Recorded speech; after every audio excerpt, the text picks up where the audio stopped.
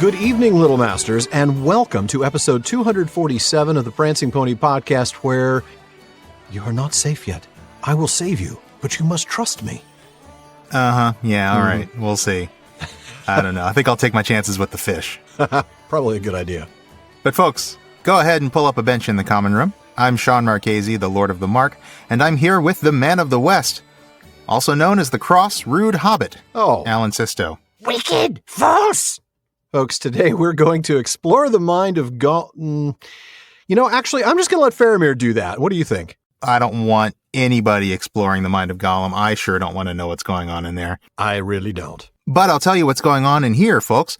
Here at the Prancing Pony podcast, we are reading and talking our way through Tolkien's stories of Middle-earth, a few pages at a time. That's right. We dive into the details, point out connections to other writings, talk about our favorite themes. But we also make sure we have a lot of fun along the way. So we are glad you've joined us. And we know you'll be glad you joined as well. But before we get into the chapter, it's time for fan favorite Philology Fair. All right. Well, there's a word that we're going to see tonight that, well, it's not an uncommon word in modern conversation, but it's pretty uncommon in Tolkien's writing. TikTok? I don't know. I was just thinking of a common word. It's not that uncommon in Tolkien's writing. All right. It does appear a few times, but it is pretty darn uncommon. And so I thought it would be worth diving into for this Philology Fair. Actually, it's a word that appears only 4 times in The Lord of the Rings. Okay. And the second time it appears is in the text that we cover here today. Now, interestingly enough, the first time this word appeared was last week, in last week's section of the same chapter. And it was actually spoken by the same character. We didn't talk about it then, but we're going to talk about it today. And the word is penalty. Oh. Now, the character who says the word twice in this chapter is Faramir. Well, yeah, of course. Yeah. The other 2 times it's spoken, incidentally, appear in The Return of the King. It's said twice in successive paragraphs, really close together, by Aragorn after he becomes King Elessar of Gondor. Yeah. And he's actually speaking to a Gondorian when he says it then. That's right. It appears when Aragorn speaks to Baragond, and he's naming the penalty for Baragond's actions in Rath-Dinan as he defended Faramir from Denethor's servants. That's right. And those are the only 4 places in The Lord of the Rings where the word penalty appears. Mm-hmm. And I guess that's not too much of a surprise when you consider that Tolkien tends to use a lot of Anglo-Saxon words where he can, and penalty's not. Penalty is actually a very Latin word. It entered English rather late in the Middle English period. According to the Oxford English Dictionary, it first showed up either as a variant of an older form, penality, which would have been a borrowing from French, which ultimately came from the Latin penalitas, or maybe it was a reborrowing directly from French again, from a later form of that French word. We don't know exactly, but we do know that it appeared very late. And when I say late in Middle English, I mean really late. The first attested usage of it in English is in 1455. Wow, that is in the Middle English period. Yeah, the linguists mark the end of the Middle English period at around 1500. So it's almost in the modern English period. Yeah. Now, interestingly, it appeared in pretty much the same meaning and in a usage that's still pretty common today. You know, the phrase under penalty of blank, penalty of death, that kind of thing, basically where blank is the punishment for failing to comply with a command or a rule. Now, that's not the way Faramir uses it in this chapter. It's not the way Aragorn is going to use it. No. So when they say penalty, they're using it a little differently. But it was a common usage in the 15th century, and it's still a pretty common usage today. Now, there is another awesome phrase that's very similar to under penalty of blank that everybody listening to this is probably thinking of because it's in Peter Jackson's movies, under pain of death. Remember Wormtongue saying that in the movie The Two Towers? That's right. Brad Dourif delivered that so amazingly. Didn't he? Under pain of death. Yeah. That's so great. He somehow made that TH last about a half a second. Yeah, totally. Yeah. Now, Tolkien doesn't give that line to Wormtongue. He actually doesn't give the phrase pain of death to any of the Rohirrim in the books. Interestingly, he does have Shagrat, one of the orcs of Cirith Ungol, say under pain of death. And we'll get to that in the last few pages of this book. So Wormtongue not only gets one of Shagrat's lines, he also gets one of Gandalf's lines. That's true. The film version. Yeah. Yeah. He got one of Shagrat's few lines that was actually something they could say in the PG-13 movie. That's true. Yeah. All the dunghill stuff and the... Right, yeah. Cesspool. Right. Bagronk. Bagronk. Oh, no, we're going to have to put the explicit tag on this episode now. I know. Bagronk. Oh, they said Bagronk again. Yeah. There goes our clean rating. Now, of course, in that phrase, pain of death, pain doesn't mean pain the way we mean it today, as in like the pain you feel before death. Pain is another word for penalty. Pain of death means penalty of death. Right. And that's because to the death and to the pain are, as you know, two very different things.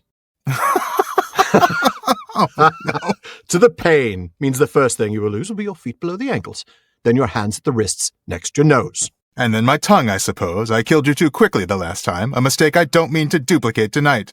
I wasn't finished. The next thing you lose will be your left eye followed by your right. And then my ears. I understand. Let's get on with it. Wrong. Your ears you keep, and I'll tell you why. So that every shriek of every child at seeing your hideousness will be yours to cherish. Every babe that weeps at your approach, every woman who cries out, "Dear God, what is that thing?" will echo in your perfect ears.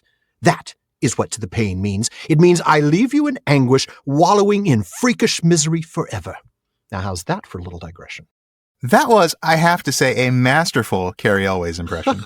Thank you. I really enjoyed nicely that. done. Such a great scene. I love it. I can't really do Chris Sarandon, but, you know, hey, do what I can. Can't do it. I know every line he speaks is Jack Skellington in The Nightmare Before Christmas. Oh, I bet you do, and I don't. So, you know, we'll have to take that one on one of these days. Yes, we will. But we digress. We do. It's our jobs. It's what we do. All right. Well, back to Wormtongue and pain of death.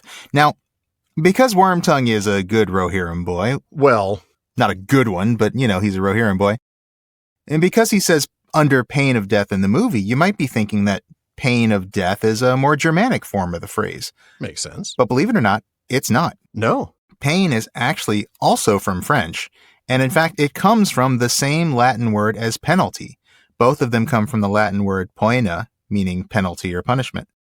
Now, pain entered English a little bit earlier than penalty did, around 1300. But originally, it didn't mean pain the way we mean it today, like the feeling of physical suffering. It originally actually meant punishment or penalty. I thought it meant bread. I mean, seriously, isn't there like a French... In French, pain does mean bread, spelled the same way, yeah. Oh, you have to say it like a Frenchman. Pain. Pain.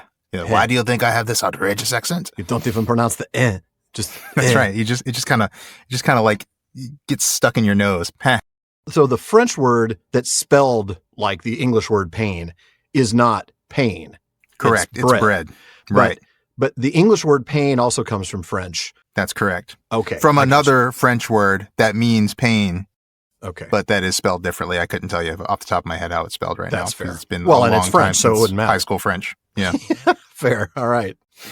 So, but yeah, actually, when you hear people say under pain of death, as in the sense of penalty, that's actually the original usage of the word pain in English. Okay. So it really was a synonym for penalty. Yeah, exactly. So when movie Wormtongue or book Shagrat says that, they're actually using the original meaning of that word. Wow. Fascinating. Yeah. So anyway, with all that said, why does Tolkien only use the word penalty 4 times? And all 4 times it's spoken by a nobleman of Gondor? That's the key right there, I think. It's not just that he only uses it 4 times, because there's a lot of words he doesn't use a lot. But That's the fact true. that he's given every one of them to a Gondorian nobleman, I think has a purpose, doesn't it? I think so. I think it could be because it's a bit of a fancier word than pain or punishment. And as such, it kind of marks out a higher level of diction for, you know, like a king like Aragorn or a wizard's pupil like Faramir.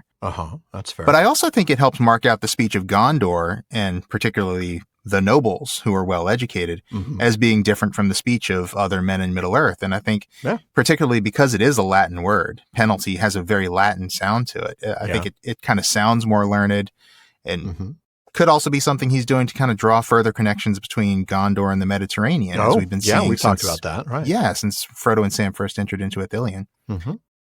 So yeah, that's penalty. A pretty ordinary word for you and me, but a very interesting word for Tolkien to use here in this chapter. Oh, very interesting. And thank you for that philology fair, Sean. I really enjoyed that. My pleasure, sir. I especially enjoyed the Princess Bride segment. That was fun. But before we get into our reading and discussion today, we've got a quick correction, an amendment. No, I actually think this is a correction. This is fair. We have to call it a correction. Back in episode 244, so that was our most recent Tolkien Reading Day episode, we made the mistake of saying that Christopher Tolkien inherited his father's Atlantis dream, which was alluded to in Faramir's words to Eowyn. Yeah. As it turns out, it was Michael Tolkien who inherited his father's Atlantis dream, as Tolkien said very clearly in letter 163 to W.H. Auden. He says, "I have what some might call an Atlantis complex, possibly inherited, though my parents died too young for me to know such things about them, and too young to transfer such things by words. Inherited from me, I suppose, by one only of my children, though I did not know that about my son until recently, and he did not know it about me." And then in a footnote to that last sentence, we are told that the one only of his children that Tolkien speaks of is his son Michael. Whoops. Yeah. Whoops, indeed. That was a bit of a mistake. We are going to be haunted by that mistake for some time, probably as long as Tolkien was haunted by his Atlantis. As long as our continent has not been sunk by water, yes. That's right. Probably about as long. I'm pretty sure I'm never going to forget that again, though, after this. No, that's fair. So that's the good thing about admitting your mistakes publicly like this, is that they tend to stick with you. They do. But let's not put off our discussion any longer. Okay. Alan, I think it's time for us to jump back into the text, and you have got the first reading here today. Well, thank you. We get a little Judas Baggins here. All right. I'm going to pick up literally where we left off last week. All right. "Yes, we'll go soon," said Frodo, "but not at once. I will go with you as I promised. I promise again, but not now. You are not safe yet. I will save you, but you must trust me." We must trust, Master, said Gollum doubtfully. Why? Why not go at once? Where is the other one? The cross, rude hobbit. Where is he? "Away up there," said Frodo, pointing to the waterfall. "I'm not going without him. We must go back to him." His heart sank. This was too much like trickery. He did not really fear that Faramir would allow Gollum to be killed, but he would probably make him prisoner and bind him. And certainly what Frodo did would seem a treachery to the poor treacherous creature. It would probably be impossible ever to make him understand or believe that Frodo had saved his life in the only way he could. What else could he do to keep faith as near as might be with both sides? "Come," he said, "or the precious will be angry. We are going back now up the stream. Go on, you go in front." Gollum crawled along close to the brink for a little way, snuffling and suspicious. Presently he stopped and raised his head. Something's there, he said. Not a hobbit. Suddenly he turned back. A green light was flickering in his bulging eyes. Master! Master! He hissed. Wicked, tricksy, false! And we'll just leave it there. Yeah, so if you recall at the very end of our last episode, Smeagol had said, yep, let's go ahead right now, while the faces are dark, while the sun and moon are not out. And so here we see Frodo agrees, yep, let's go soon. But he tells Smeagol, you're not safe right now. And though I can save you, you're going to have to trust me. How's this going to go? How is this going to go? This raises a bit of doubt in Gollum. Let's just say he's somewhat skeptical here. Why is that? Why do I have to trust you? Why do we leave now? Yeah, and by the way, where's the cross, rude hobbit? I love that, by the way. The cross, rude hobbit. Not the fat one, though, like the Jackson films. Yeah. Yeah, that's good. He's not body shaming Sam, at least. That's nice. But Frodo points to where he knows he has to get Gollum to go, right? Up there, pointing to the waterfall. Yeah. And then he starts to feel shame. This is really, I don't want to say interesting, because it's not really surprising knowing what we know about Frodo, but I think this is a really nice touch. I mean, it is. Frodo feels like this is too much like trickery. Because it is. It's not too much like trickery. It's totally trickery. It's straight up trickery. Like, I feel like I'm lying to him. No, dude, you're lying. You're totally lying to him. Yeah.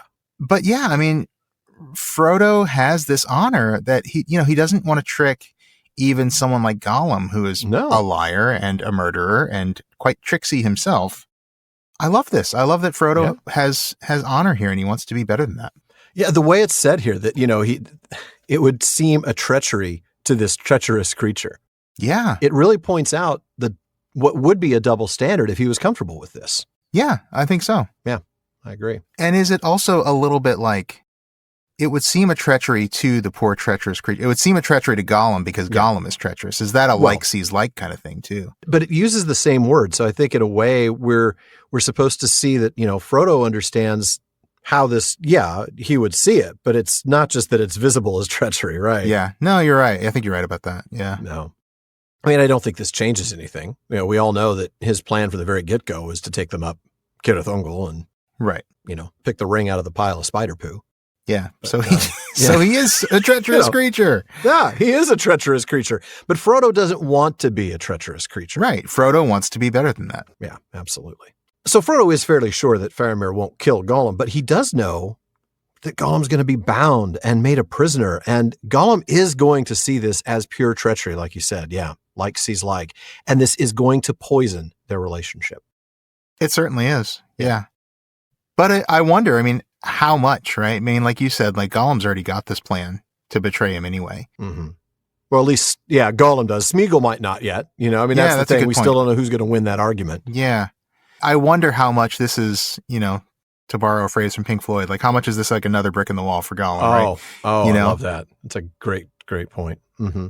Yeah. I wonder, is this something that leads towards Gollum, ultimately betraying him, or has Gollum already made up his mind? Maybe you're right. Maybe Gollum's already made up his mind, but Smeagol isn't. But Smeagol hasn't. And this is a brick in the wall for Smeagol.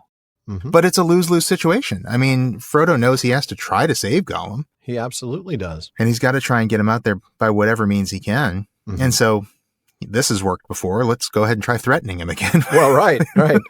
Sure. Why not? Threaten him with, some sort of curse from the precious. Yeah. Yeah. Absolutely. The precious will be angry with you. Again, kind of a childish thing to say, but You've got to do that to communicate with Smeagol on his level. Mm-hmm.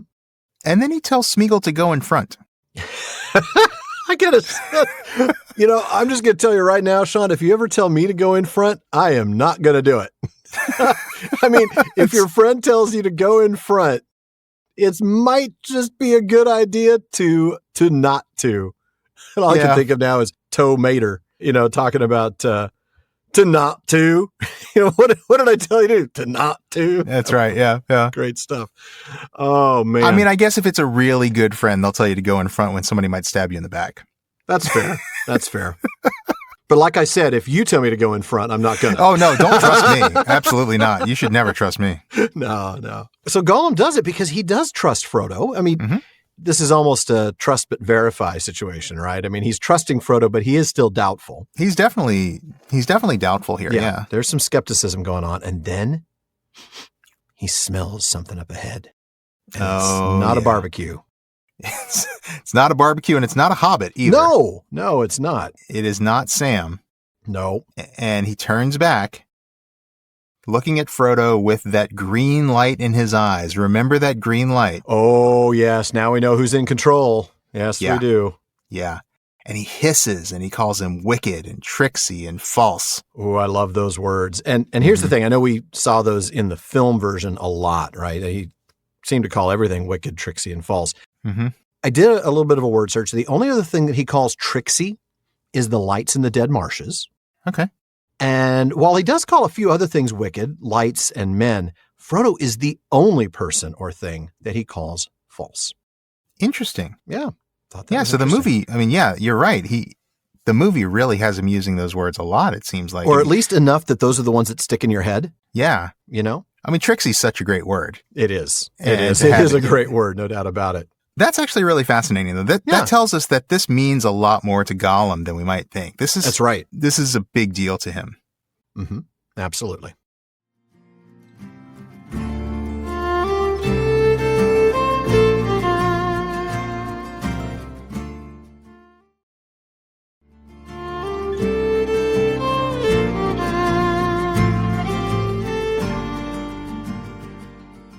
Well, before we get back to the discussion, we want to make sure that you know that when you finish listening to this episode, the talk continues all night long at the Prancing Pony Podcast. That's right. Our wonderful listener community keeps the conversation going in all of our social media spaces, from our common room on Facebook to our Reddit community, Twitter, and more. On Facebook, just look for the Prancing Pony Podcast and be sure to follow the page and join the group for some great discussions. And you can find us on Reddit at r/PrancingPonyPod. And we're also at Prancing Pony Pod on Twitter and Instagram. And don't forget to check out our new podcast, The Rings of Power Wrap-Up, where we discuss, analyze, and speculate all about Amazon's television adaptation of J.R.R. Tolkien's Middle-earth. Yeah, we're going to be taking deep dives into the lore behind the show, or at least the lore that we would like to be behind the show. Fair. We'll talk about our favorite themes and characters and a whole lot more. So look for The Rings of Power Wrap-Up and subscribe wherever you listen to podcasts. And check out our social media at Rings Wrap-Up for more. And folks, if you enjoy the show, please do consider supporting us by joining the Fellowship of the Podcast. Now, when you do, you get a lot. You get an active Discord community, including live episode recordings. There's a bunch of folks enjoying us tonight at this very moment. You also get postscripts, episodes without the digital ads, free merchandise, and a lot more. A whole lot more, really. There's also live Discord hangouts. There's a chance to be a part of our Questions After Nightfall episodes, or even join us as a guest in the North Wing. So folks, check out patreon.com/prancingponypod to support the show and become part of the Fellowship of the Podcast. And if you enjoy the show, you can also help us out by giving us a rating and review on Apple Podcasts. And now you can leave us a rating on Spotify as well. And please recommend us to your friends. Please do. All right, well, let's go and get back to the text. I'm going to have you read the next little bit here about the actual capture of Smeagol. At that moment, the great black shape of Anborn loomed up behind him and came down on him. A large, strong hand took him in the nape of the neck and pinned him. He twisted round like lightning, all wet and slimy as he was, wriggling like an eel, biting and scratching like a cat. But two more men came up out of the shadows. "Hold still," said one, "or we'll stick you as full of pins as a hedgehog. Hold still." Gollum went limp and began to whine and weep. They tied him none too gently. "Easy, easy," said Frodo. "He has no strength to match you. Don't hurt him if you can help it. He'll be quieter if you don't. Smeagol, they won't hurt you. I'll go with you, and you shall come to no harm. Not unless they kill me too. Trust, master." Gollum turned and spat at him. The men picked him up, put a hood over his eyes, and carried him off. Frodo followed them, feeling very wretched. They went through the opening behind the bushes, and back down the stairs and passages into the cave. 2 or 3 torches had been lit. Men were stirring. Sam was there, and he gave a queer look at the limp bundle that the men carried. "Got him?" he said to Frodo. "Yes. Well, no, I didn't get him. He came to me because he trusted me at first, I'm afraid. I did not want him tied up like this. I hope it will be all right, but I hate the whole business." "So do I," said Sam. "And nothing will ever be all right where that piece of misery is." Ouch! Man, that is Pretty brutal. harsh. That is pretty harsh. That is really harsh, and we'll get to that. But let's go back to the beginning of that passage, right? We get Anborn looming over Gollum and coming down on him. Anborn now finally recognizing this is not a squirrel. It is not a kingfisher. I see now. Oh, boss, I get it now. It's like these guys, just skinnier. Yeah, okay. and kind of slimy and stuff. And he's I get it now. Yeah, I get it. So he pins him by grabbing the back of his neck, right, the nape of his neck. But he honestly would have lost him had there not been 2 more rangers threatening to, go full Celebrimbor To shoot him. I mean, it was all I could do not to read that like a 1940s gangster, like, "Hold still, see? We'll stick you as full of pins as a hedgehog." That's right, see? Yeah, I like that. Yeah. So they threaten to shoot him, and he goes limp, and they tie him up. But this is kind of heartbreaking. I mean, they're not. I mean, look, I know it's Gollum. I know Gollum is treacherous and all that stuff. Of course. But they're not careful. They're not gentle. And Frodo's affected by this. Yeah, he is. Yeah. He actually speaks up. He does. And he tells them to go easy. He's like, "Look, Gollum isn't as strong as you are." No, he doesn't have the raw strength that they have, of course. But I'm not 100% certain that he wouldn't have been able to resist this had they not threatened and had they not. Look, I'm not saying they should abuse him, but I'm not giving them license to treat him poorly. But the strength part is the thing I'm not so sure about. This whole idea he has no strength to match you. I don't know, man. I don't know. Gollum is wiry. He's slippery, right? And he's slimy, right? He's like a rogue. He's a Dex character. He could get out of their grip and he could run away before they know it. I don't even think he'd have to roll a natural 20. He'd have to roll well. No doubt. He'd have to roll well for sure. But yeah, I think you're right. I think he's got a natural advantage on getting out of this. Yeah. But strength, He definitely doesn't have the strength to match him. No, of course not. No, his strength modifier is nowhere near as high as Anborn's, who's probably been lifting. Right, totally. Yeah, I mean, these are like grown men, trained soldiers, and this is a very hungry Gollum. Yeah, that's true. I mean, at least it's not like in the movie where you actually see them like punching him in the gut and Oh, stuff. I know. Oh, that was terrible. Just completely abusing him. That was hard. I don't think the Rangers would do that. No, not men under Faramir's leadership. I really don't. But it does very visibly show the threat that Frodo is feeling right now. He does not want Gollum abused. Agreed. Yeah. And Frodo speaks to Smeagol to say that, look, these men won't hurt you if you just cooperate, right? And I'm going to go with you to make sure you're not hurt. Which, I mean, again, hopefully Gollum hears this and is, well, I don't know, what's the word I'm looking for? Mollified a little bit, right? I mean, maybe, but he's clearly not. I mean, no. At this point, telling Gollum to trust him from Gollum's perspective is about the most laughable thing to say because he's literally just now betrayed him. Oh, it really is. It absolutely is. You just told me to trust you over and over again, and this is what you do. Literally a second ago, he betrayed his trust. And we've talked about this. He's never trusted anybody in 500 years. Yeah. He knows better. And yet he's finally trusted Frodo, and Frodo does this. This is devastating. Frodo knows that he's betrayed his trust. Yes, he does. Frodo knows that he has not treated him Which right he tells to Sam, and we'll get to that a little bit. I mean, it is really sad. And I also find it sad how Sam responds to it, but yeah. Yeah, Sam, we'll get to that in a minute. But so Gollum reacts pretty much the way you would expect. Yeah, totally the way you'd expect. Yeah. Spits at Frodo. Basically, here's your trust, bud. Yeah, I reject your trust completely. Yes. Yeah. And so the men pick him up, they put a hood on him, and they carry him off. Yeah. It's pretty rough. The hood makes sense, right? I mean, they're not going to just be able to put a blindfold because they'll rip it off, and he can't see where they're going. So that part's, not unreasonable. Yeah, but that all makes sense. Yeah. This really isn't Frodo's proudest moment, is it? No, it's not. And he knows it. He's feeling tremendous guilt here. Oh, yeah. And rightly so. But at the same time, like we talked about, he's in a lose-lose. What else could he have done? Yeah, it's true. Because Gollum has no idea how close he came to being killed. No, nor will he ever. And even if he does, he's never going to believe, because Faramir will explain this shortly, that your life has been spared because of Frodo. Gollum's not going to care about that. Right. But Frodo has really stuck his neck out for Gollum. Mm-hmm. And he feels like that's somehow diminished now because of the way he's betrayed him here. Yeah. And I think that he knows rightly that his relationship with Gollum can't quite come back from this. And, we talked about this. Like, Gollum has already made up his mind to betray them. Yeah. So I guess I should say his relationship with Smeagol can't quite come back from this. That's fair. Yeah. Because Smeagol did still want to trust him. And he's not going to after this. But back to Frodo, he follows them back into the cave. That's where he encounters the men, and that's where he encounters Sam, who is just absolutely brutal. Did you get him? Well, Frodo waffles. I love this. Well, yes and no. Sort of.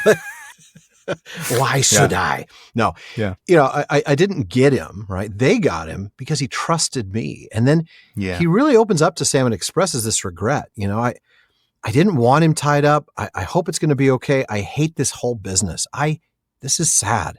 I mean, from Frodo's perspective, there's no reason to get him, right? No. I mean, he's trespassing on the Rangers' secret hideout. From their perspective, he's trespassed. He's done something wrong. Mm-hmm. From Frodo's perspective, he hasn't done anything wrong here. No, he just wants fish. Right. Yeah. So Frodo doesn't want to get him. Of course, Sam wants to get him because Sam has always wanted to get him. Yeah. So, So like you said, Frodo says, I hate the whole business. And then Sam echoes this. He says, so do I. But he turns it into something completely different, doesn't he? Wow. He completely different meaning and attitude. Yeah, I hate the whole business. Oh, completely. Because this guy's involved and nothing will ever be all right. Where that piece of misery is. And that is... What a phrase. That is quite a phrase. And wow, to refer to a person that way. Yeah. I mean, Gollum is a human being. He is. Yeah. He's a person. He's absolutely a person. And to describe a person as a piece of misery, this is really one of Sam's low points, and he has a few of them coming up. So he's just cold. He's kind of, we talk about Sam being the emotional core of the story. Yeah. And here's a point where Sam has probably very deliberately shut off his emotions. That's fair. I think Sam is a good enough person to be affected by the sight he's seeing, but he also just has this blind spot, this prejudice, I'll call it, with regard to Gollum, so that he won't let himself feel any sympathy or pity for him because he just hates Gollum so much. And he's not wrong to hate him. He's got lots of good reasons to hate him. You're right. He absolutely does.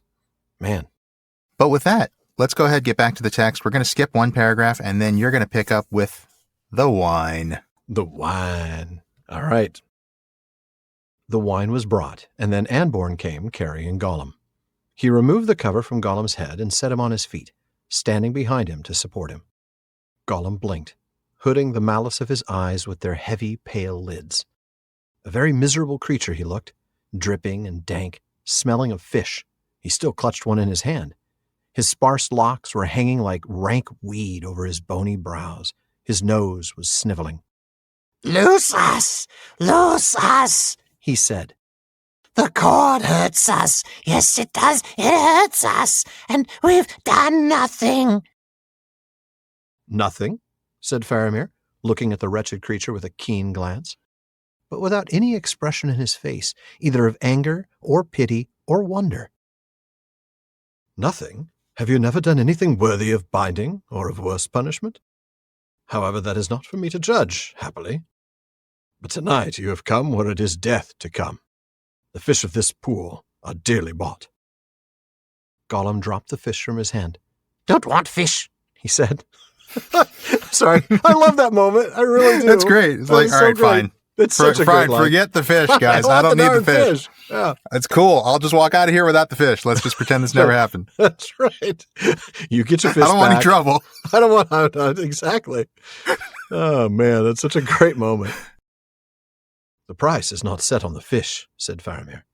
Only to come here and look on the pool bears the penalty of death. I have spared you so far at the prayer of Frodo here, who says that of him at least you have deserved some thanks. But you must also satisfy me. What is your name? Whence do you come? And whither do you go? What is your business?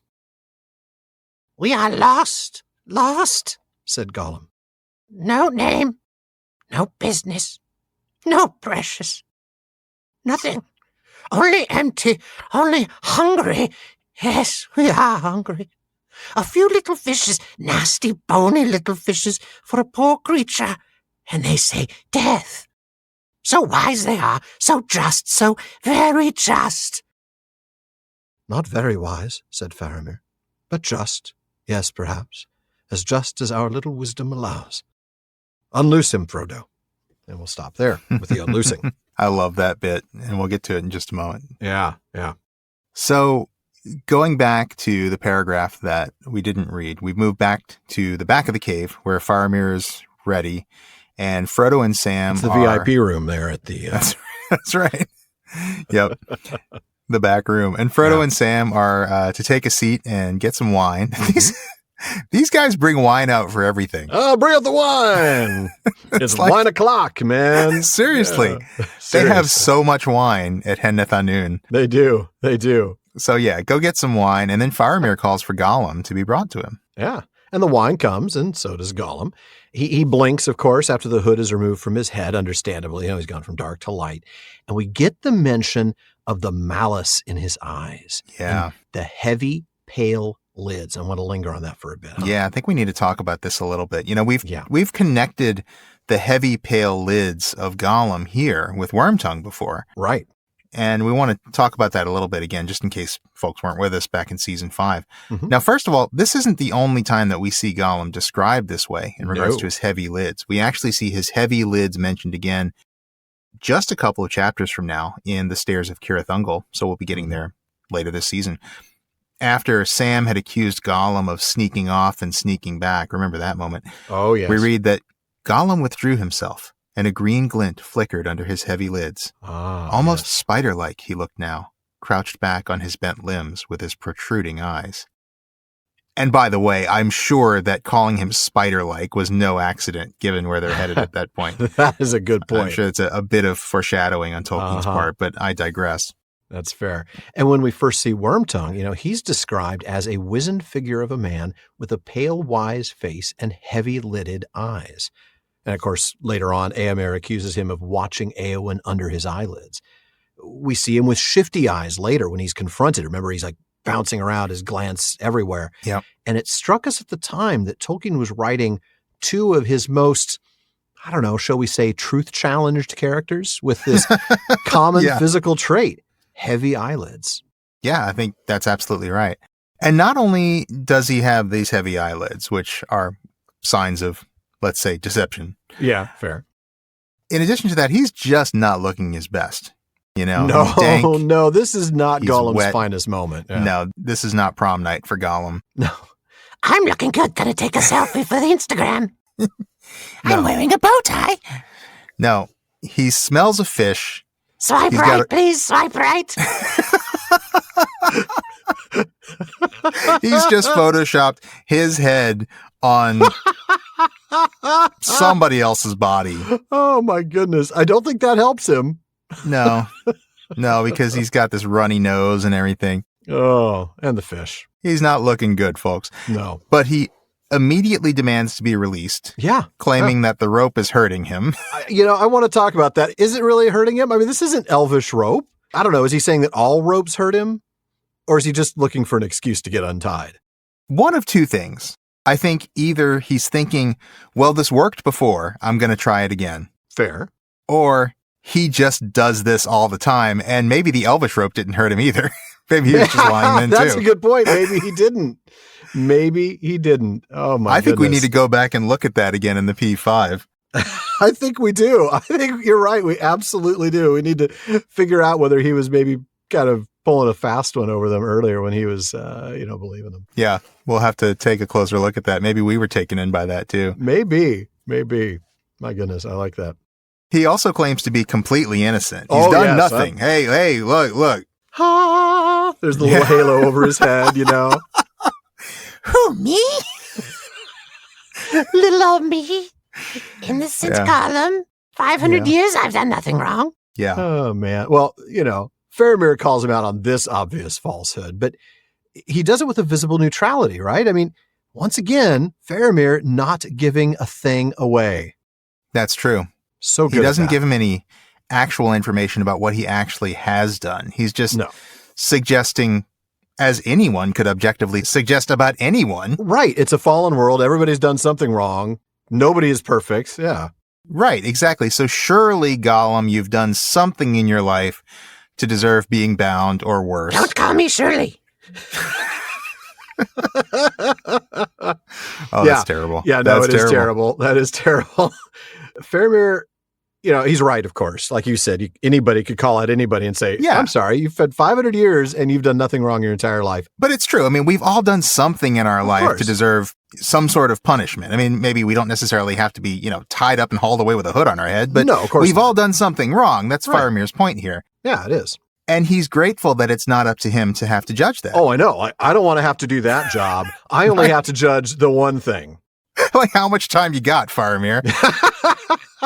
Let's start with 500 years ago. Let's start with when you killed the guy who actually found the ring. 3 hours later. Okay, and 498 years ago. Yeah, exactly. Goodness. So he's not here to judge that. He's just here to judge Gollum for what he's actually done here. Right, which is, of course, the judgment of death. Right. Which is when we get that hilarious moment that we literally interrupted the reading for. Don't want fish. I love that moment. That's that fantastic. It is great. Tolkien inserting a little dry humor there. It's so well done. Gollum drops it, Oh, perfect. Perfectly played. Right. Yeah. But of course, obviously, it's not the fish that's the problem. It's the fishing hole. You're right. It is. Yeah. It's like, no, sorry. You're missing the point, bud. It's not the fish. It's where you are. Uh-huh. And then Faramir does something I like. He kind of throws Frodo a bone here. He says, look, Gollum, you've only been spared because of Frodo. That's right. And I like that. He's kind of giving Frodo an out. He must see that Frodo is feeling this tremendous guilt.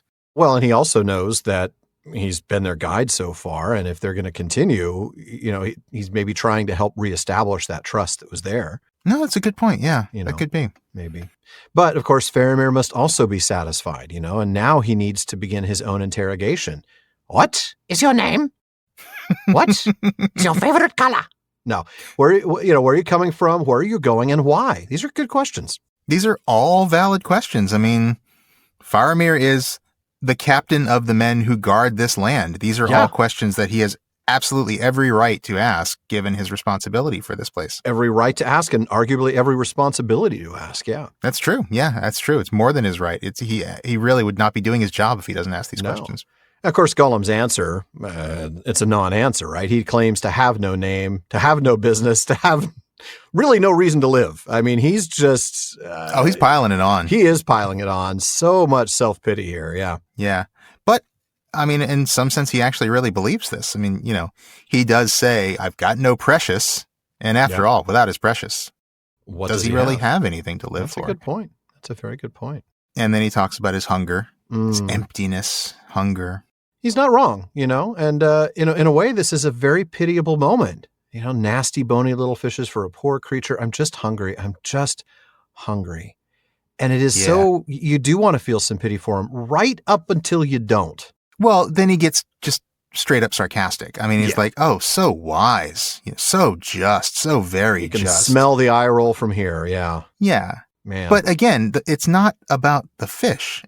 No. Death is not the punishment for taking a few hung fishes. Up on this. Yeah. So he talks about, so wise, so just. I love this. Faramir disclaims the wisdom, but he does acknowledge that, look, we're as just as our wisdom allows us to be. And we may not be perfectly wise, which the implication being we're also not perfectly just, but we're going to try. If the justice is limited by the wisdom, then imperfect wisdom would lead to imperfect justice. But he's sort of humbly recognizing that. He does humbly recognize it. And I think he then demonstrates that understanding of wisdom and even justice by his very next statement, which is to tell Frodo to untie him. Yeah. And that's where I'm going to have you pick up after Frodo.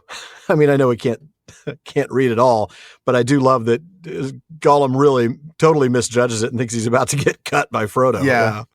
Gollum just kind of freaks out. Yeah. He does. But Frodo unties him, and that's where you're going to be picking up. All right. Come hither, said Faramir. Look at me. Do you know the name of this place? Have you been here before? Slowly, Gollum raised his eyes and looked unwillingly into Faramir's. All light went out of them, and they stared bleak and pale for a moment into the clear, unwavering eyes of the man of Gondor. There was a still silence. Then Gollum dropped his head and shrank down, until he was squatting on the floor, shivering. We doesn't know, and we doesn't want to know, he whimpered. Never came here. Never come again. There are locked doors and closed windows in your mind, and dark rooms behind them, said Faramir. But in this I judge that you speak the truth. It is well for you. What oath will you swear never to return, and never to lead any living creature hither by word or sign? Master knows, said Gollum, with a sidelong glance at Frodo. Yes, he knows. We will promise Master if he saves us. We'll promise to it, yes. He crawled to Frodo's feet. Save us, nice Master, he whined. Smeagol promises to Precious, promises faithfully. Never come again, never speak, no, never. No, Precious, no. Are you satisfied? Said Faramir. Yes, said Frodo. At least, you must either accept this promise or carry out your law. You will get no more. But I promise that if he came to me, he should not be harmed, and I would not be proved faithless. I love that line. As always, we wrap up on a phrase and it's like, oh, I really want to talk about that, but we can't yet. So let's go back. We mentioned earlier that in the part that you didn't read, Frodo goes to cut his bindings and Gollum just freaks the heck right out. Frodo tries to reassure him, doesn't he? Yeah, he does. You must trust me. The third time in this chapter that he's told Gollum to trust him. Yeah, and I can imagine Gollum's not thinking, well, okay, sure. But, yeah. I do have to say, think about all the times before when Frodo said he trusted Gollum. Yeah, that's true. Gollum has asked for Frodo's trust repeatedly. Yeah, and Frodo has given him his trust, yeah. Yeah. And Frodo says, rightly, that he will not desert Gollum, mm-hmm. and that he needs to answer Faramir honestly. Yeah. And after he's loosed, which shows that Faramir and Frodo do trust him a little bit, obviously. True. They wouldn't untie him if they didn't. Yeah, if they thought he was going to fight his way free from there. Yeah, or run off. So after he's loosed, he stands up, and Faramir starts going a little deeper with the questions. Do you know this place? Do you know where we are? And that's the immediate danger, isn't it? I mean, that's the thing that he's most responsible for, is keeping this place secret. So Gollum looks up to him when he begins to question him. I don't mean look up to him in the sense of respects him. I mean, looks up at him, I he's guess so is a better way. nice. Oh, that Faramir. He's so cool. I want to be his friend. That's right. I want to be you when I grow up.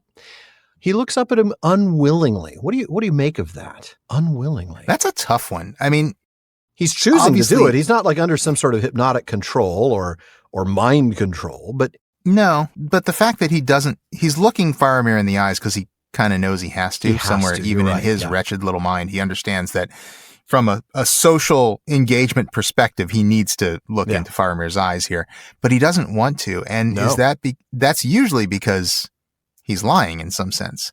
Yeah. Yeah. That's a good point. That's usually because he's lying all the time. So, well, yeah, but I'm saying like if someone doesn't want to look you in the eyes, that's often a tell that they're lying, right? Yeah. Yeah. And I wonder, is Gollum lying about something here? Is he lying about the fact that he's never been here before? I don't have any reason to believe that he's been here before.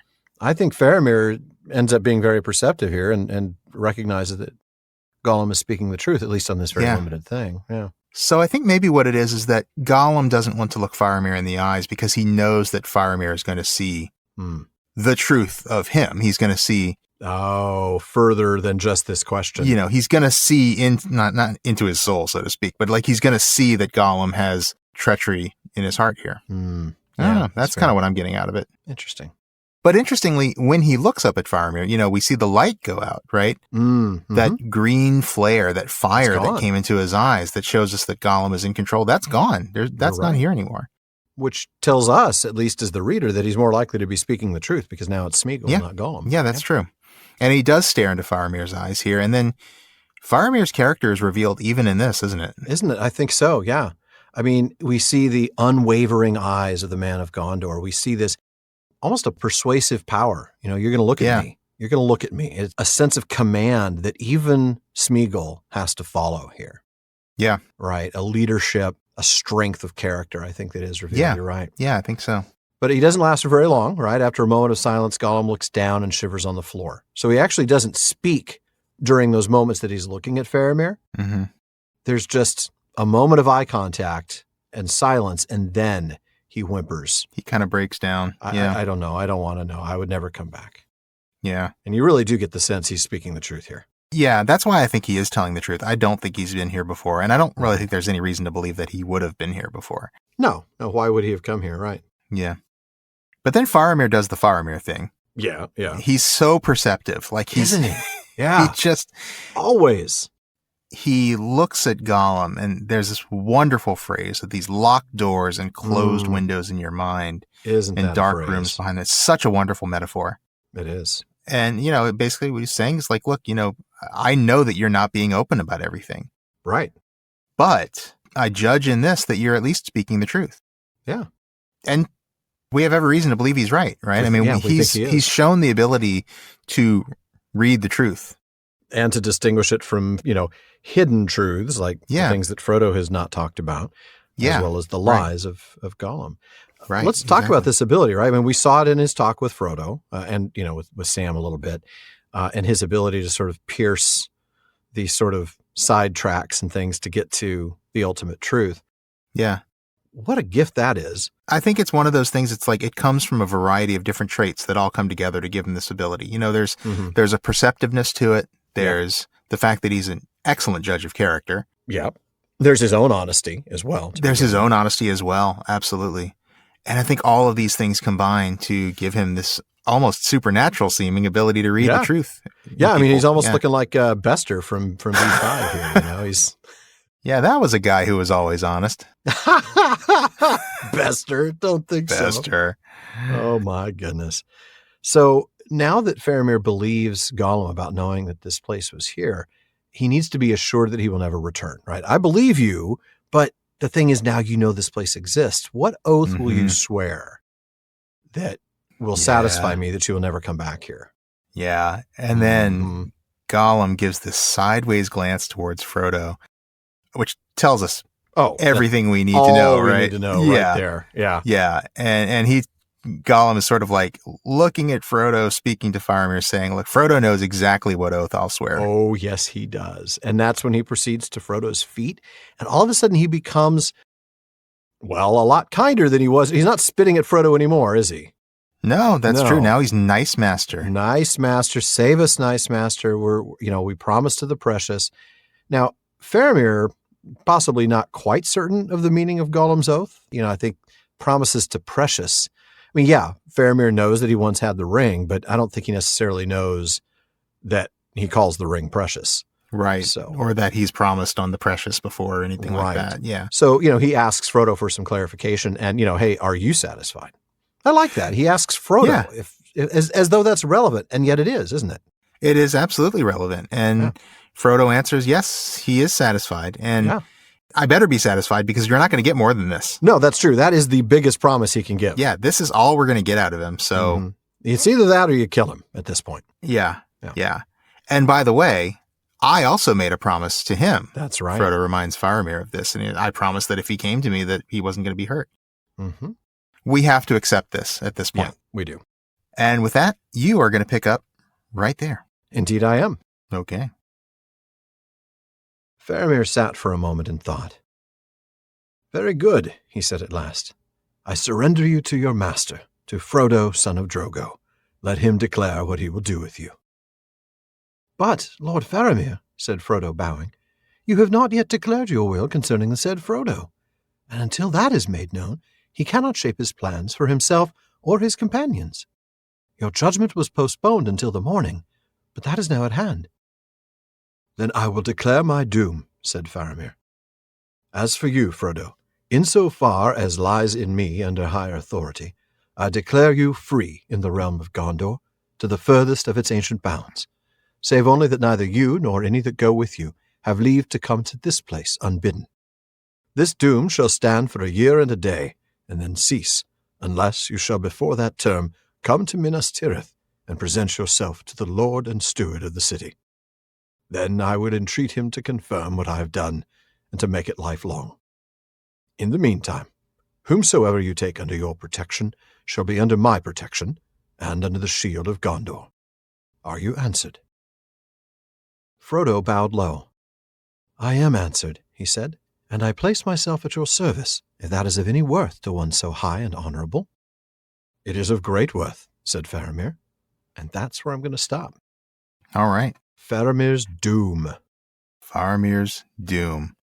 Well, this comes after what's a pretty brief interrogation, really. Yeah, it really is, isn't it? It's just a few questions, 5, 6 questions? Uh-huh. Not even all of them really answered, but, hey. He didn't even ask him what his favorite color is. No, not at all. What's the capital of Assyria? None of that. That's a good point, yeah. You'd think he'd ask the important questions, no? You'd think. So after this, Faramir releases Gollum to Frodo's custody. All right, Frodo, he's yours. Yep. And then Frodo makes a very good point. He's like, Faramir, you haven't actually said what you're going to do with me just yet. And of course, so that prevents me from making any plans for myself or for Sam or for Gollum. And then he reminds Faramir that, you were going to make this judgment before and you postponed it to the morning, and now it's the morning. I can't help thinking, though, that the reason he postponed that judgment was because Frodo basically passed out. Yeah, I mean, that's a good reason. Yeah. He wants Frodo to be there when he passes the judgment. Conscious for the declaration of his doom. Yeah. Yeah. So, okay. Now that you're conscious, here's the declaration of my doom. This is Faramir's doom. Mm-hmm. And I don't think I have to remind everyone of this, but I might as well. Let's do it anyway. I might as well, for anybody who hasn't listened to us from the very beginning. Doom in this sense just means a decision or judgment. This is not your fate. This is not some horrible thing. This is just decision or judgment. Something that Faramir is deeming. Yeah, deeming. That's a very good way of reminding us that that's what the doom means here. Mm-hmm.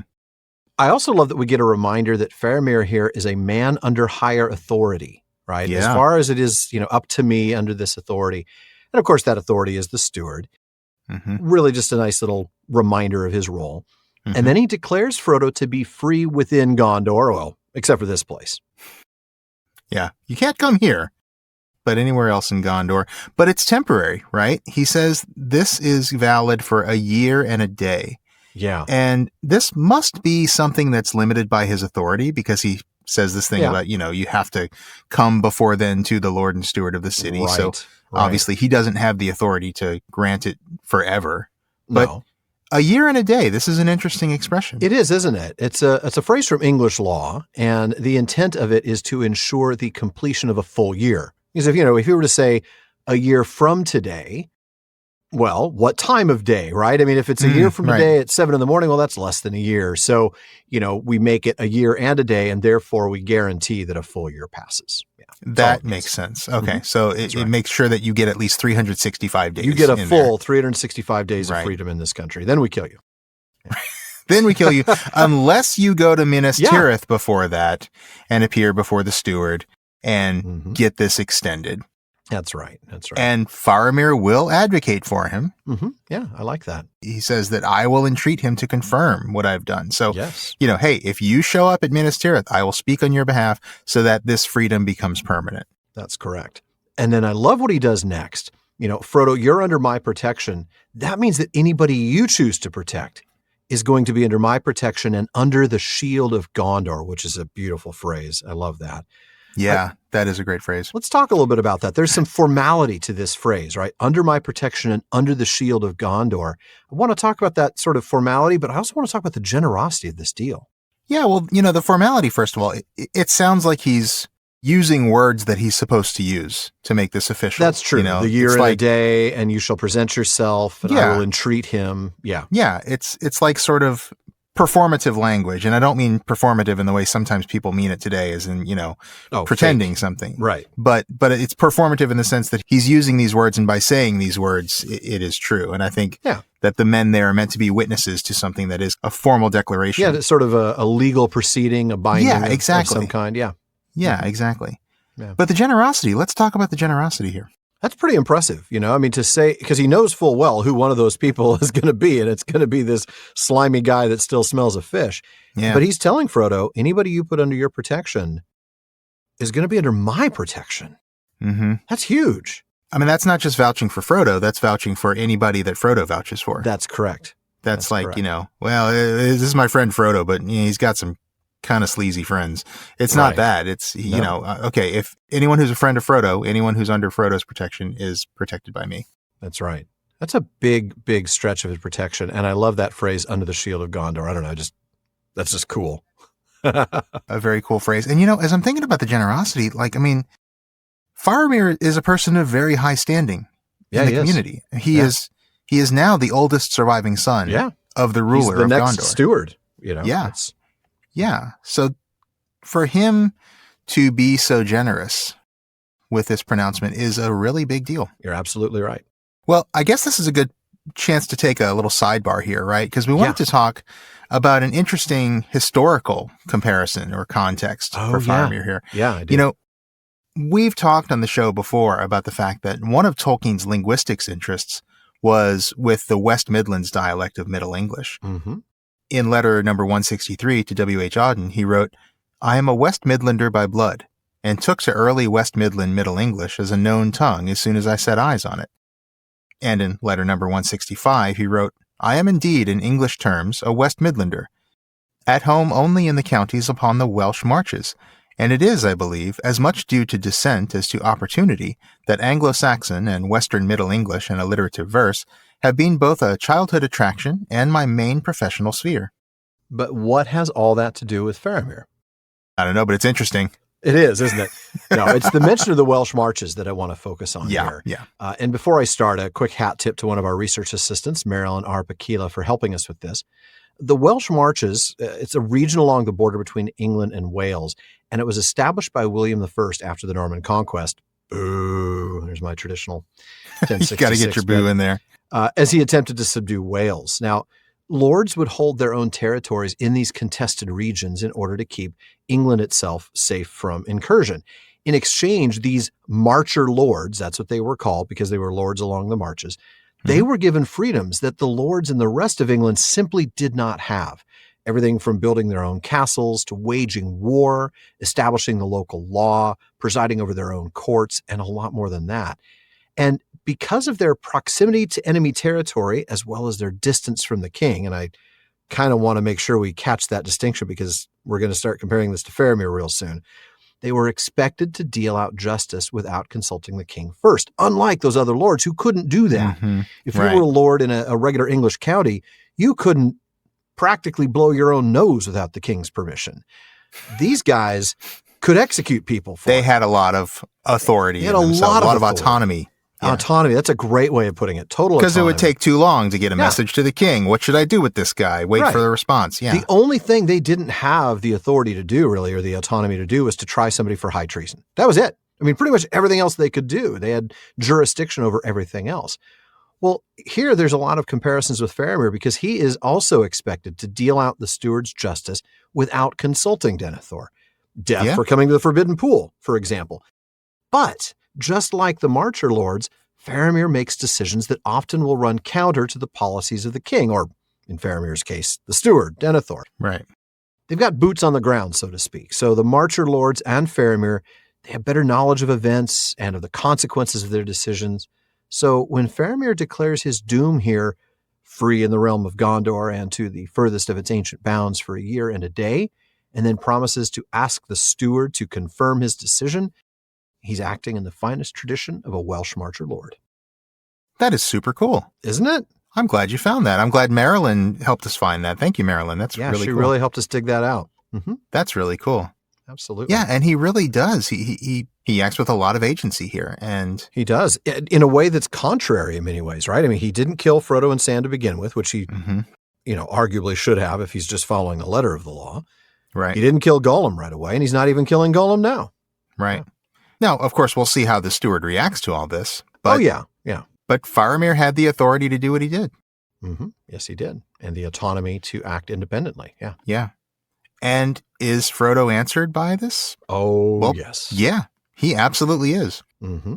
Absolutely is. And he actually shows the same courtesy in return, placing himself at Faramir's service. I love that. Frodo really does respond in kind to Faramir's generous offer of, freedom for a year and a day and protection for himself and for anybody under him.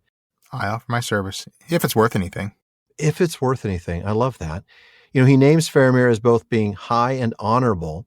And when he talks about, if it's worth anything, Faramir, I love that. He acknowledges Frodo's offer as being of great worth. Just a reminder of Faramir's character again. Yeah, super cool. That was great. It's great. But then we get to, what about Gollum? And that's where you're going to pick up. We don't talk about Gollum. I knew you were going to do that. I don't know why. I just knew. Because my daughter watches Encanto multiple times a day, and she was sick and home from school today. So my daughter corrected my pronunciation of it. Oh my! I called it Encanto, and she said, "No, Daddy, it's Encanto."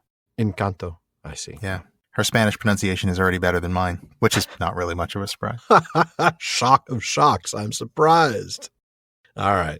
And I'm going to have you pick up shortly after that. So Faramir then asks Frodo, are you going to protect this slimy dude? And Frodo says, yeah. And that's where you're going to pick up. Then I say to you, said Faramir, turning to Gollum, you are under doom of death. But while you walk with Frodo, you are safe for our part. Yet if ever you be found by any men of Gondor astray without him, the doom shall fall. And may death find you swiftly, within Gondor or without, if you do not well serve him. Now answer me, whither would you go? You are his guide, he says. Whither were you leading him? Gollum made no reply. This I will not have secret, said Faramir. Answer me, or I will reverse my judgment. Still, Gollum did not answer. I will answer for him, said Frodo. He brought me to the Black Gate, as I asked, but it was impassable. There is no open gate into the nameless land, said Faramir. Seeing this, we turned aside and came by the southward road, Frodo continued. For he said that there is, or there may be, a path near to Minas Ithil. Minas Morgul, said Faramir. I do not know clearly, said Frodo. But the path climbs, I think, up into the mountains on the northern side of that vale where the old city stands. It goes up to a high cleft and so down to that which is beyond. Do you know the name of that high pass? Said Faramir. No, said Frodo. It is called Cirith Ungol. Gollum hissed sharply and began muttering to himself.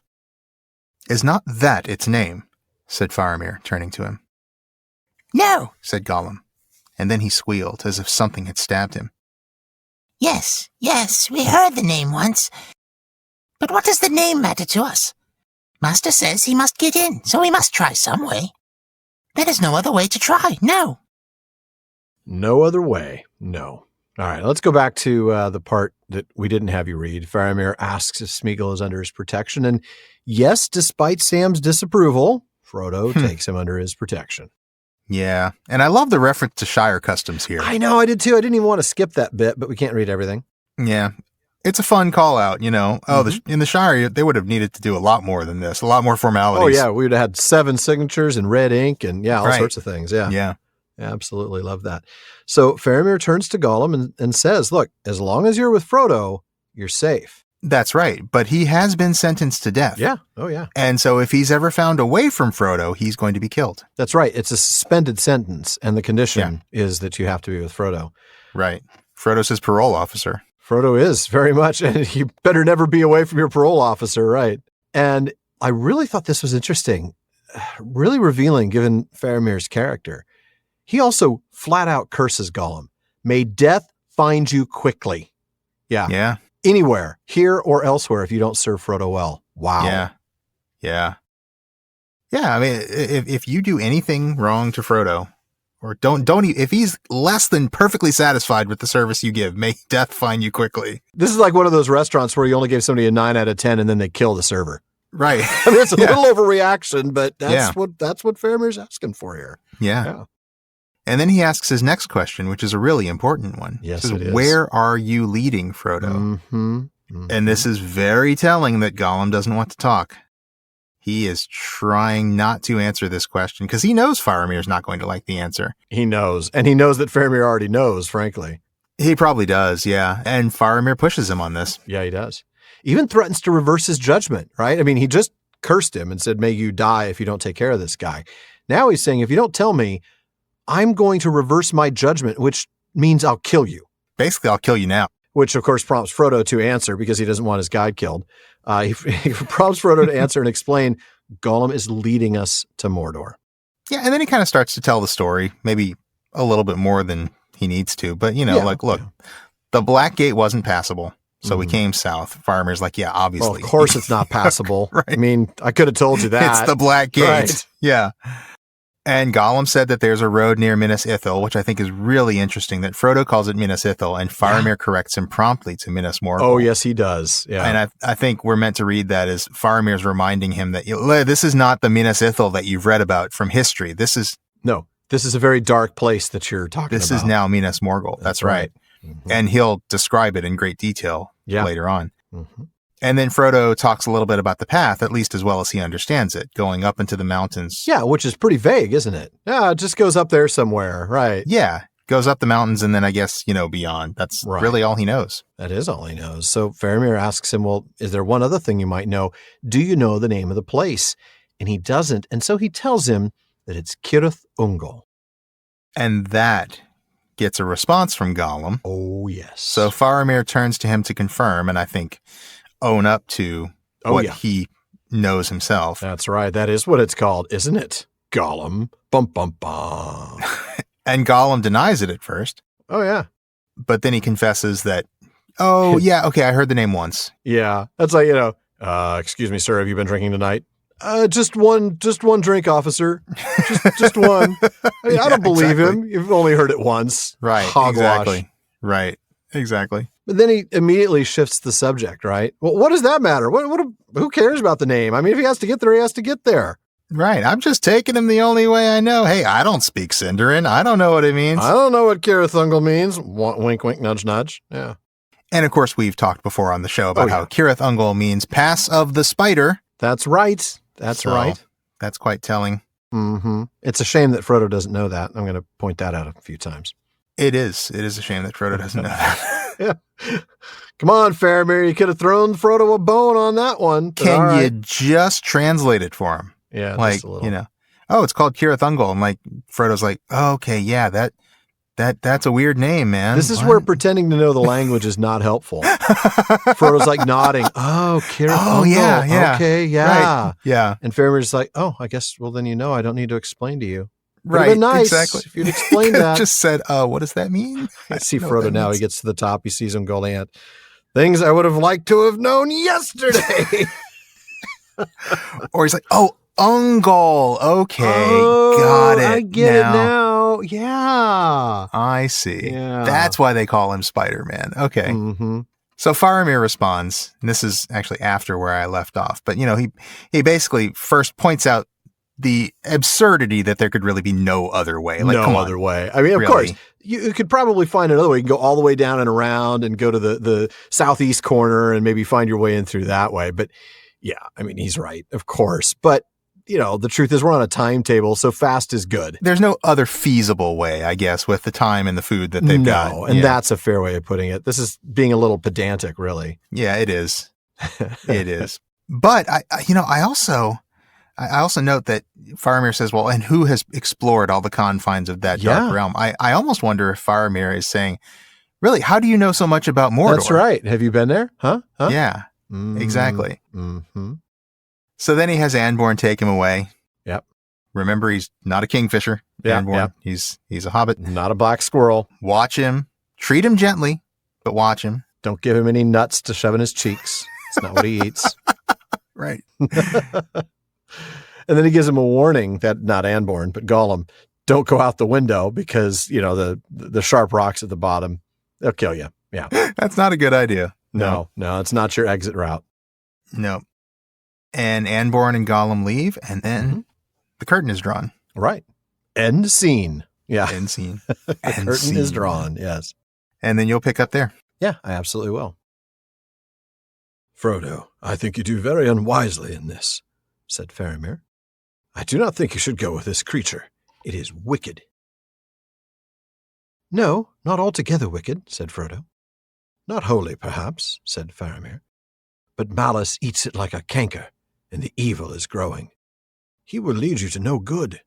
If you will part with him, I will give him safe conduct and guidance to any point on the borders of Gondor that he may name. He would not take it, said Frodo. He would follow after me as he long has done, and I have promised many times to take him under my protection and to go where he led. You would not ask me to break faith with him? No, said Faramir, but my heart would, for it seems less evil to counsel another man to break troth than to do so oneself, especially if one sees a friend bound unwitting to his own harm. But no, if he will go with you, you must now endure him. But I do not think you are holden to go to Cirith Ungol, of which he has told you less than he knows. That much I perceived clearly in his mind. Do not go to Cirith Ungol. Where then shall I go? Said Frodo. Back to the Black Gate and deliver myself up to the guard? What do you know against this place that makes its name so dreadful? Nothing certain, said Faramir. We of Gondor do not ever pass east of the road in these days, and none of us younger men has ever done so, nor has any of us set foot upon the mountains of shadow. Of them we know only old report and the rumor of bygone days. But there is some dark terror that dwells in the passes above Minas Morgul.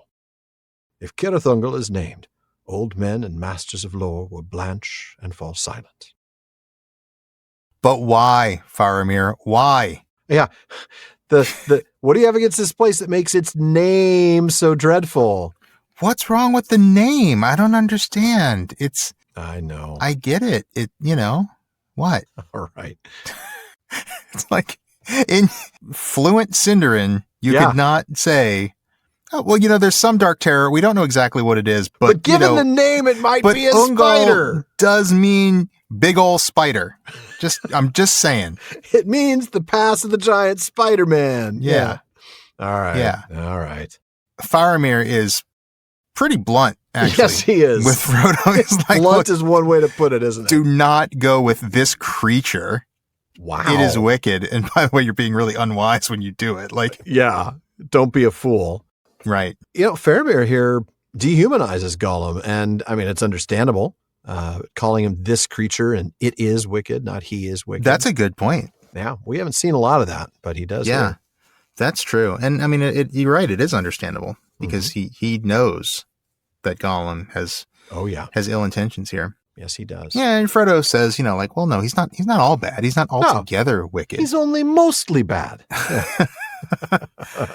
But But Faramir has a really interesting, and again, you see his perception here. Oh, yes. That he has this very interesting assessment of Gollum. Like, yeah, no, I understand he's not altogether wicked, but malice or hatred is eating him from the inside. Yeah. And the evil is growing. Yes, it is. And we know that, of course. It's the desire for the ring. And the closer we get to Mordor, the more that desire is going to eat him from the inside.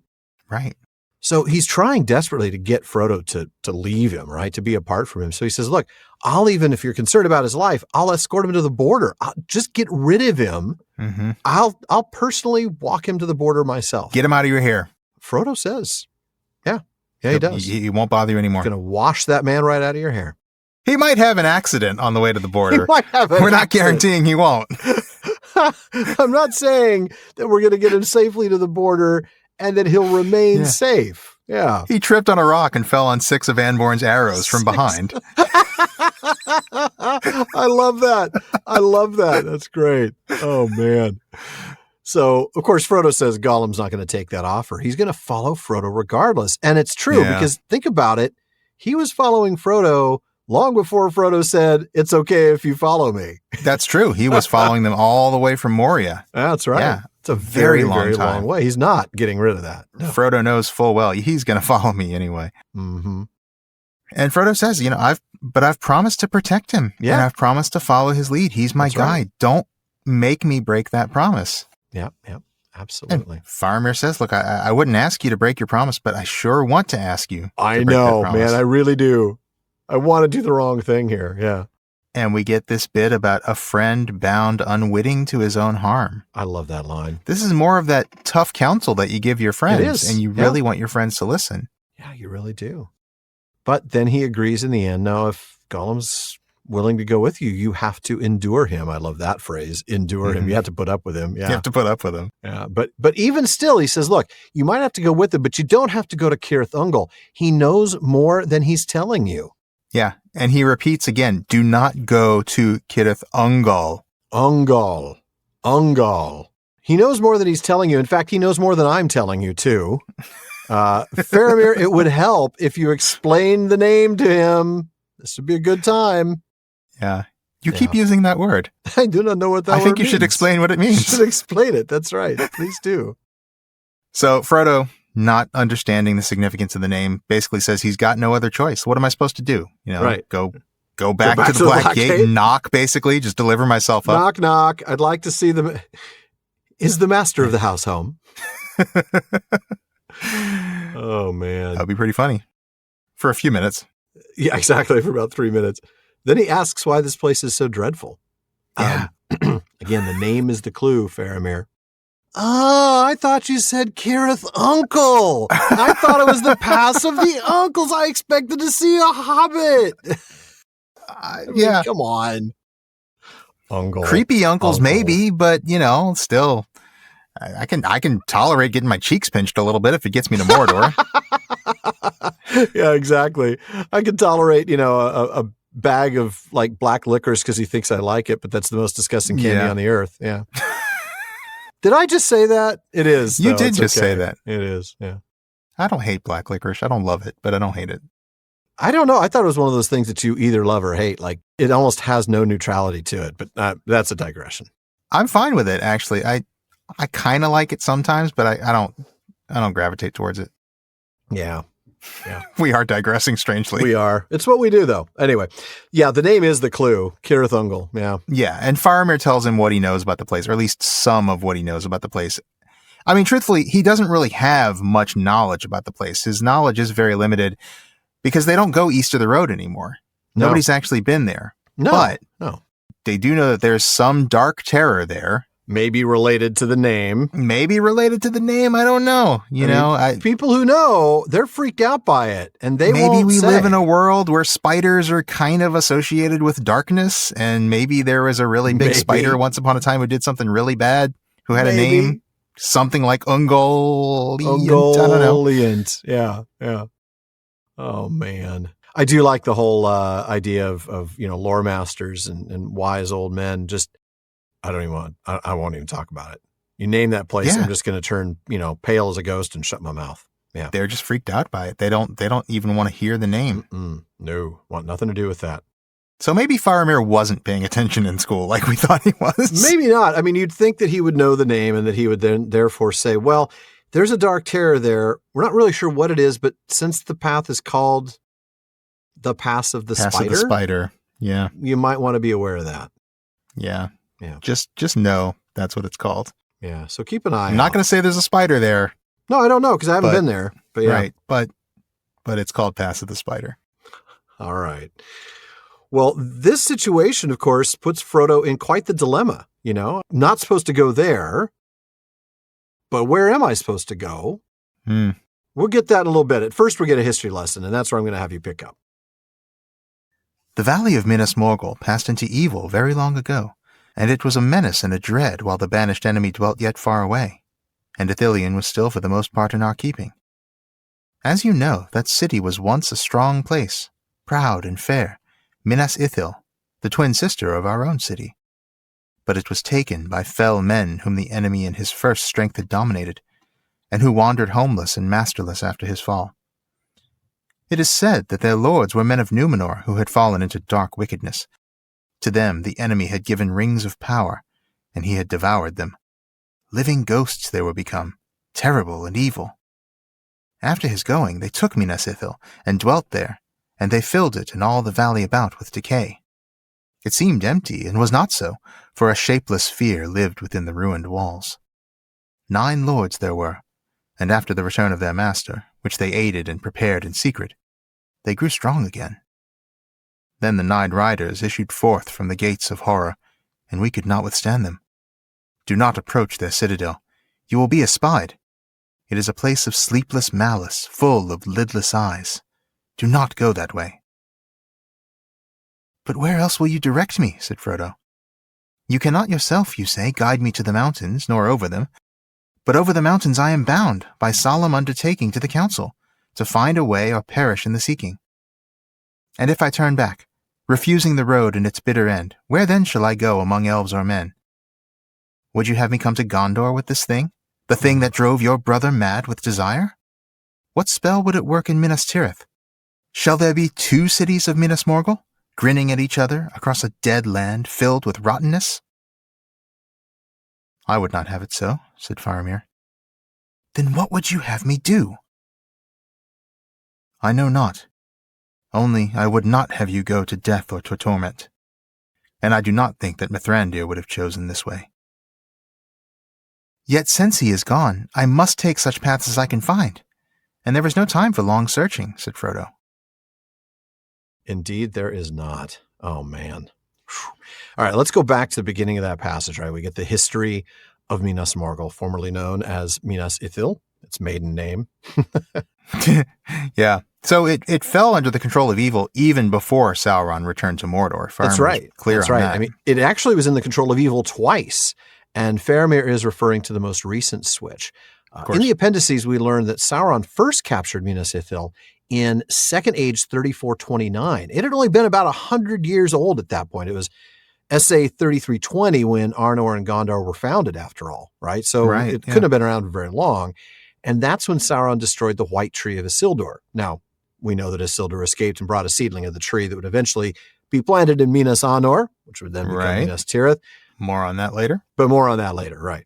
Yeah. And then after the overthrow of Sauron, Minas Ithil was resettled. Yeah.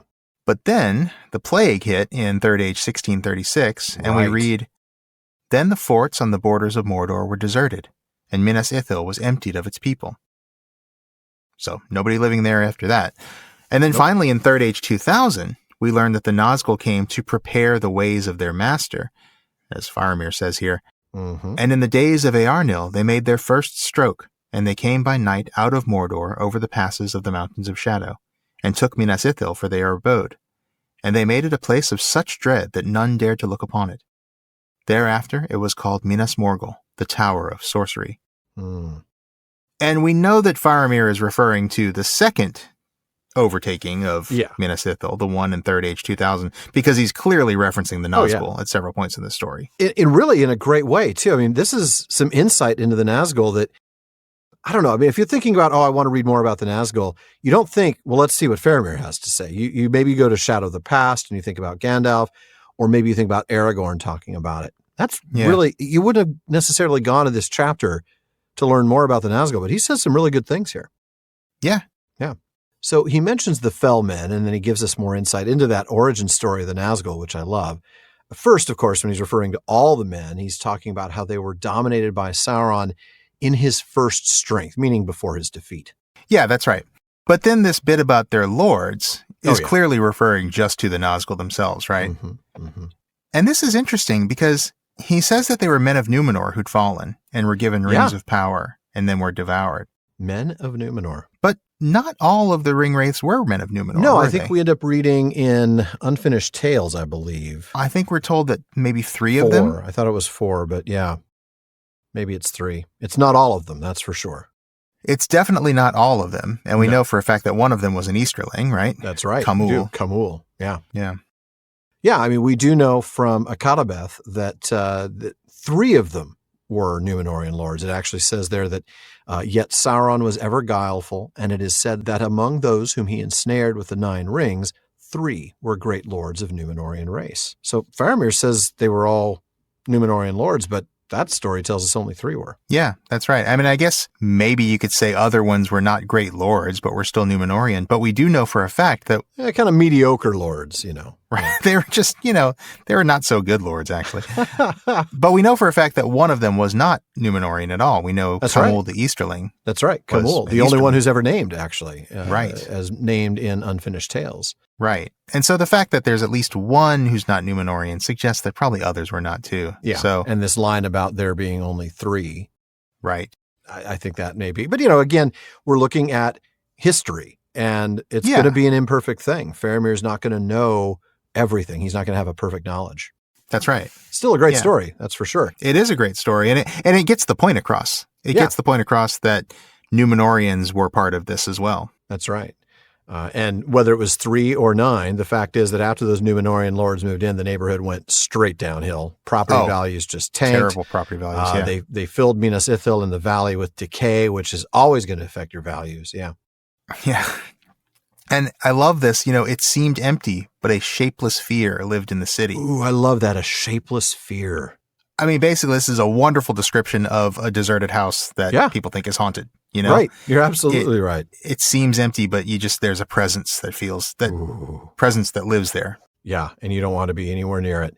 And there were 9 lords, the 9 Nazgul, and they laid the groundwork for Sauron's return. And once they rode out of Minas Ithil, they could not be withstood. No.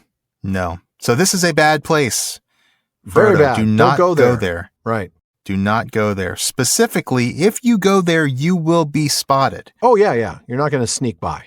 Yeah. The hatred there, the malice never sleeps. The eye never sleeps. Yeah. Yep. Frodo's really stuck, though, right? Where do I go? You keep telling me I can't go there. Where do I go? We already have decided I can't go back to the Black Gate itself. That's pointless. I know it's just kind of being hyperbolic there, but where can I go? You can't take me over the mountains. You can't even take me to the mountains, but I have to go over the mountains. I'm oath bound to do that exact thing. Yeah. And if I didn't, where would I go? Can I go to men or elves with this thing? I mean, think of what the ring would do, basically. Yeah. And then he gives this. He pulls the brother card. He does. Yeah. Think of what it did to your brother.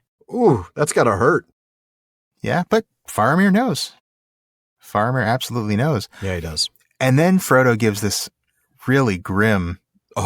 What do you call this? It's not really a prediction. It's a speculation. It's a hypothetical, I guess. It is a hypothetical. Really. You're right. Yeah. Because he's not saying this is going to happen. He's saying, this is what would happen. This is what could absolutely happen if I brought the ring to Minas Tirith. Yeah. And this is disturbing and terrifying. This idea of 2 Minas Morghuls.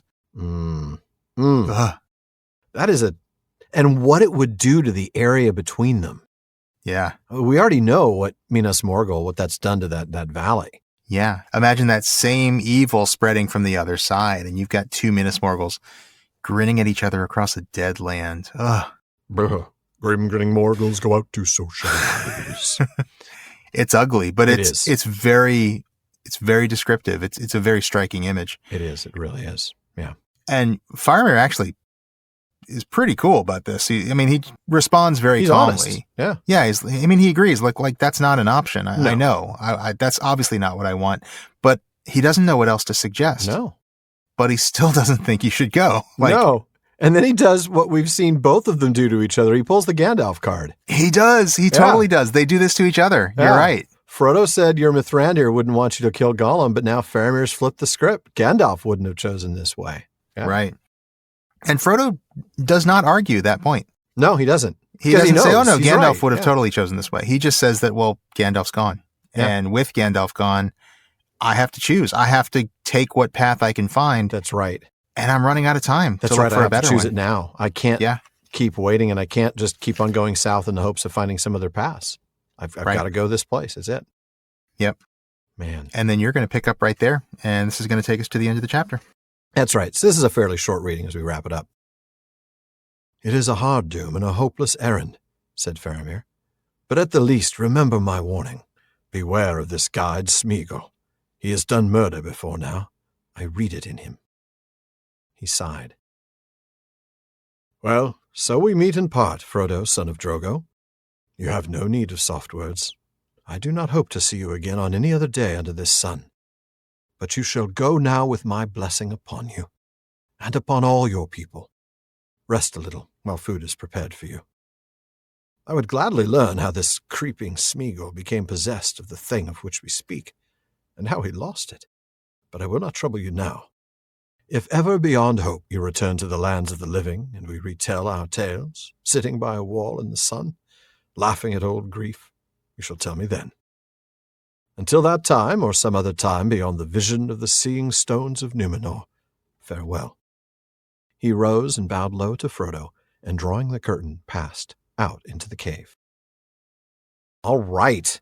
That would be a beautiful farewell if it was actually the farewell. I know. You know how they... Too many endings. There's a lot of goodbyes with Faramir and Frodo here. We'll see another one tomorrow. Right. Next week. And then another one really after that. So, yeah. But this is farewell for now. This is really the official farewell. Yeah, this is, the blessing. Yeah, that makes it clear. Mm-hmm. And Faramir acknowledges, going back to the beginning of your reading, Faramir acknowledges that, look, I understand this is a hard doom, a difficult doom. Now, in this case, he doesn't mean judgment. No. Or maybe he does. I don't know. At first, I was thinking he means it's a hard fate. That's what I think he means. You think he means a judgment? But then he's responding to the last thing Frodo said, which is, well, Gandalf's gone and I have to figure out which path I'm going to take myself. Maybe Faramir's saying that, well, this is a hard decision to make. It's a hard thing to deem. Yeah. That's possible. That's possible. I think, maybe.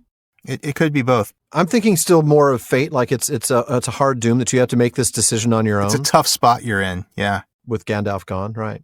Yeah. That's probably the primary meaning, but I do think it's interesting that there is a decision to be made here, too. The fact that he still has to decide, that he has to deem what to do. Yeah, that's a good point. Yeah, and he even calls it a hopeless errand, which from his perspective, I've got to say, it must be absolutely hopeless. But where is this on that hope scale, right? We've talked about hopelessness being a 0 and despair being the negative numbers and hope being positive numbers. Where is this? Is this just a 0?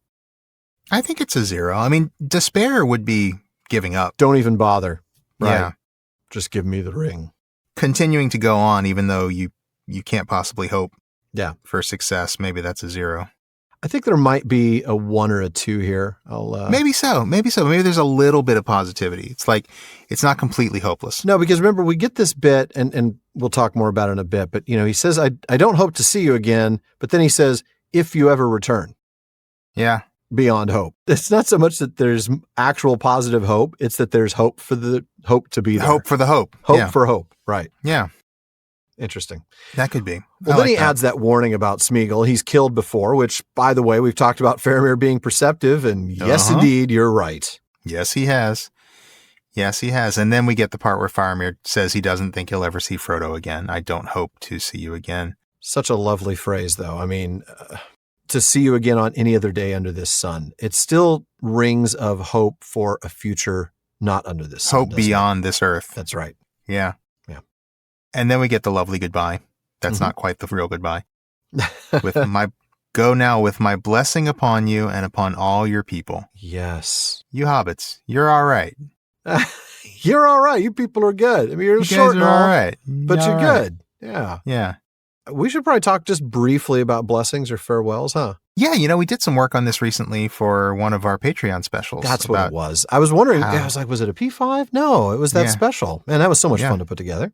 It was a lot of fun. And we talked about how, some farewells are just kind of a, see you later. Hope Yeah. you're good until the next time we meet, Right. And some of them are more than that. Some of them are actual blessings. And we talked about the fact that the word goodbye actually implies a blessing because it comes from the phrase, God be with God you. be with you. Yeah. And this is very clearly a farewell that's a blessing. He says, go now with my blessing upon you. Yeah. Quite literal blessing. Yeah. And as we talked about in that special, this is an idea of Faramir sort of commending Frodo to God until he sees him again. That's right. Commending him to higher powers for his protection until we meet again. Which, even though he has no hope of doing so in this world, he still has hope even in a future world. Yeah. That was a fun special. Folks, if you want to listen to that, by the way, that is actually one of our quarterly Patreon specials. So go ahead and join the Fellowship of the Podcast. You'll get access to that and probably about a dozen others that we've put together on various topics. There's quite a few of them out there now. A lot of really good topics. Yeah, some fun stuff. So he does hope, like I said before, that if they do meet again, right? If somehow beyond hope we meet again, I'd love to hear you tell me, how did this guy get the ring? It's a great story, isn't it? Yeah. And then we get that wonderful line about the vision of the seeing stones of Numenor. If only he knew that his dad was using one, though. I don't think he did. No, I don't think he does. That's my I point. can't imagine that he would, because He would not approve of such things. No. Right. Yeah. No. But he references them as a positive thing. Yeah. Some other time beyond the vision of the seeing stones of Numenor, implying that the seeing stones of Numenor are some great things that have this wonderful vision. Yeah. And yet still finite, because we're talking about something beyond that. Yeah. Right. Exactly. And then, of course, Wow. he rises, bows, and leaves. And it's the end of the chapter. Yeah. I love that. Well, when Faramir drew the curtain and headed out into the cave, I thought I saw a familiar barkeep serving drinks to the rangers. What does Barliman have in the bag for us tonight, Sean? Well, he's got lots of wine for the Rangers, apparently. Apparently. Man, just keep on drinking. But all right. We'll start with Mark M. in Kansas, who asked, why do you think Gandalf, Elrond, Aragorn, and even the Lords of Gondor were so reluctant to identify Ilúvatar and the Valar explicitly?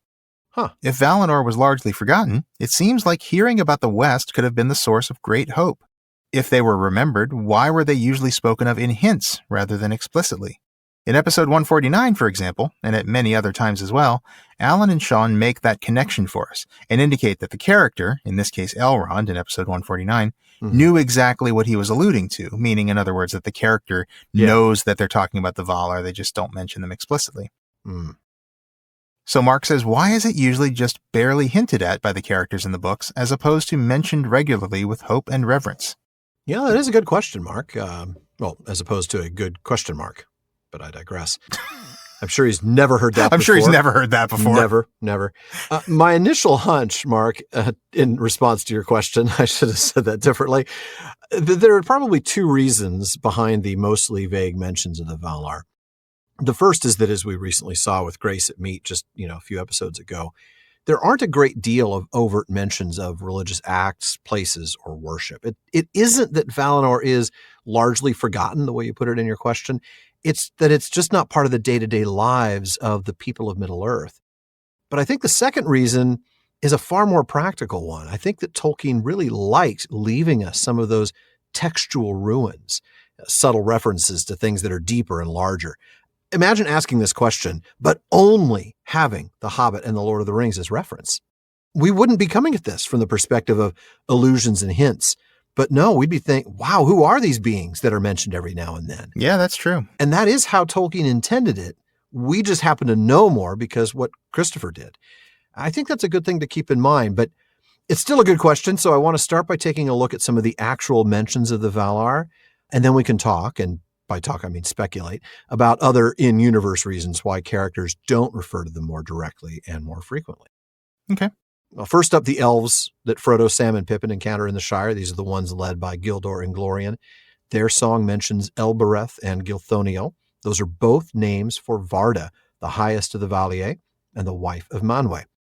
Elbereth is her Sindarin name, which in her Quenya name, the version of that is Elantari, and it means Star Queen. Gilthoniel is the Sindarin version of the Quenya Tintale, which means Star Kindler. So this is one very explicit mention by name, by many of her names, of one of the Valar. Yeah, and Varda actually is named a lot in the text by her many names. Yeah, a lot. I mean, we see it here, and we also see her mentioned by name in the Song of Galadriel as the company's leaving Lorien. Of course, Frodo calls upon her by name as well when he's hacking away at the robe of the Witch King up on Weathertop. Again, at the Fort of Bruinen while facing off against the Nazgul. Even Sam gets in on the calling upon Varda action when he drives Ungoliant back with that name of Elbereth and the Vial of Galadriel. That's right. And then we get, moving on to another Vala, we get one of Alan's favorite moments. Oh, I know where you're going. Of course you do. When Theoden is compared to one of the Valar.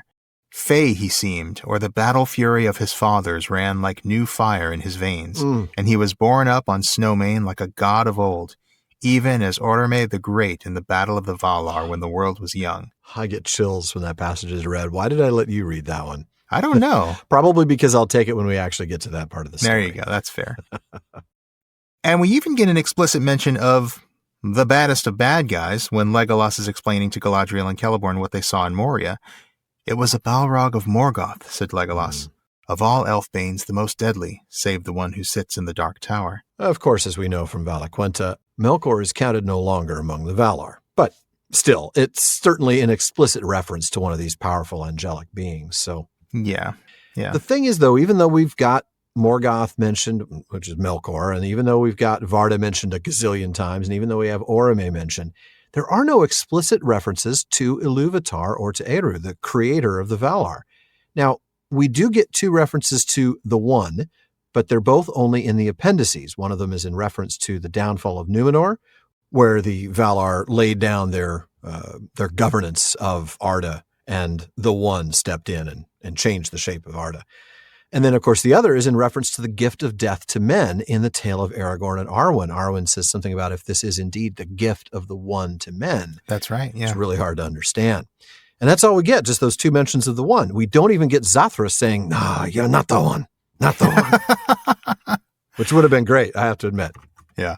All right. Little Bab 5 reference for those of you who are going, what in the world was that? But okay. And I think our second in this episode. Yeah, actually. I think so. Yeah. Now, that's interesting because, the One is actually a translation of Eru. Eru actually means the One. Yeah, I mean, the very first line of the Silmarillion, there was Eru, the One, right, whom the elves call Ilúvatar. But it's still, even though it's a translation of Eru, there's nothing to tell you who the One is or what he does or anything like that. So it's still pretty implicit, not explicit. That's correct. And it's only in the appendices, which makes it even more... Right, that's true. Subtle. Yeah. Yeah. But like you said, that's it. Everything else is a more indirect reference, like we saw last chapter with Grace at Meet. We look towards Númenor that was, and beyond to Elvenhome that is, and to that which is beyond Elvenhome and will ever be. So why do you think those were the only explicit mentions and why everything else was so subtle and indirect? That's a tough one. I mean, I've got two theories. Okay. I think one could be, as you were saying, Tolkien just wanted it to be mysterious. He wanted these things to be hinted at. He wanted them to be textual ruins. And he wanted to do that because, again, think of the frame narrative where this is meant to be a story that's been passed down. And maybe he wanted it to be like this ancient lore of the Valar has been forgotten. Yeah. And getting too explicit, talking about them too much would kind of diminish that a little bit, make them seem less remote. So that's one possibility. The other possibility could be because hobbits are the point of view characters and maybe they just don't. Oh, that's a hobbits don't really know that much about the Valar. No, they don't. You're right. I mean, Frodo might, but that's about it. Yeah. Frodo might know a little bit. He's probably read Bilbo's translation of the Silmarillion. Mm-hmm. But yeah, maybe it's another possibility is that, hobbits don't really understand these things clearly, so it just doesn't make it into the text. Huh.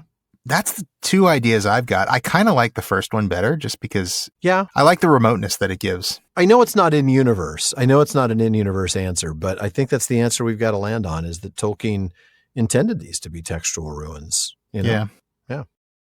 Yeah. And maybe it's just one of those things that maybe characters don't have to name them because they know. Though if you know, you know, right? Like if you know who I'm talking about when I say the one, then you know. And if you don't know, then you're not going to get it anyway. So it's true. If I say Eru, that's not going to mean anything more to you than the one. Right. It's just some guy, you know. Right. He's just some guy, you know. Yeah, I think that's it. I think that's kind of where I land on it. And I like that. And you're right. It is just sort of this accident of the publication of the Silmarillion after Tolkien's death. And yes, I know Tolkien wanted the Silmarillion published, but we don't know exactly what form he wanted it to be published in, and he never quite got it knew there. that it hadn't been published yet when he wrote The Lord of the Rings. It's not as though he knew that, it's on its way and it'll be here in a little bit, so I can put these references in and it'll be filled in later. He has to presume at that point it's not going to make it. It's not going to be published. People are never going to know about these things, so let me just leave these textual ruins in there. That must be it. But yeah, I do really like that one. It's a great question and a fun one to speculate on. Indeed. And unfortunately, I don't think we have time for another one. I feel like we've gone pretty long already, haven't we? No, I think we've gone way over. Yeah, that's right. Yeah. So folks, that does wrap it up for another episode of the Prancing Pony Podcast. Now, we're off next week for Easter, so enjoy your time with your families. But be sure to join us again in 2 weeks when we're going to be joined by Cliff Broadway, also known as Quick Beam from the OneRing.net, frequent host of Torn Tuesdays and an all-around great guy. That should be a really fun conversation, folks. It will be. Yeah. We're looking forward to it. But for now, we want to take a moment to thank the team that helps make this show better. That's our research assistants, including Marilyn R. Paquila, along with our Barlaman, Becca Davis, producer Jordan Rennells, social media manager Casey Hilsey, event and Patreon community coordinator Katie McKenna, and website guru Phil Dean. And speaking of the website, please be sure to give us a visit at theprancingponypodcast.com. And we've got show notes, hilarious outtakes, Prancing Pony ponderings, and our online storefront where you can get all sorts of PPP merch. And definitely check out our library page. You know we love the books here at the Prancing Pony Podcast, and we've provided links for you to get nearly every book we mentioned on the show. And we do get a few pennies from the purchases you make there, so thank you. Indeed. And now we want to thank some more really important people, our patrons at the Kierdans contribution tier. I'll start with DeMay in Alaska, James in Virginia, Tamsin in Minnesota, Chad in Texas, Lance in New Jersey, Paul in Colorado, Jerry in Texas, Bruce in California, Mario in Utah, Seth in Texas, B in California, Joseph in Texas, Kathy from North Carolina, and Lori from Washington. And then we have Carlos in California, Brian from the UK, Ned from Connecticut, Jerry from Washington, Joe in Washington, Erwin from the Netherlands, Lise in Switzerland, Dylan in Australia, Ben in Minnesota, Anthony in Texas, Dorwin in Michigan, Karen in the UK, James in Florida, and Jim in Maryland. Thank you all so very much for your support. Indeed, thank you. And folks, everyone listening out there, please be sure you don't miss any episodes of the Prancing Pony Podcast. Subscribe to the show through Apple Podcasts, Spotify, or whatever your favorite podcast app is. That's right. And one last thing, as always, don't forget to send your thoughts, comments, and most of all, your counsel for Frodo, because he sure needs it, to Barlaman at theprancingponypodcast.com. And if you want a chance to have your actual voice heard, you can send us audio of you asking your question by visiting podinbox.com/prancingponypod and record your question for us. Just make sure to, please, still send the question to Barlaman for us. Yeah. And Barlaman's a lot more reliable lately, but we do get a lot of mail, so we'll get to you as soon as we can, and your question or comment may be featured on a future episode. As always, though, this has been far too short a time to spend amongst such excellent and admirable listeners. But until next time. Farewell, friends.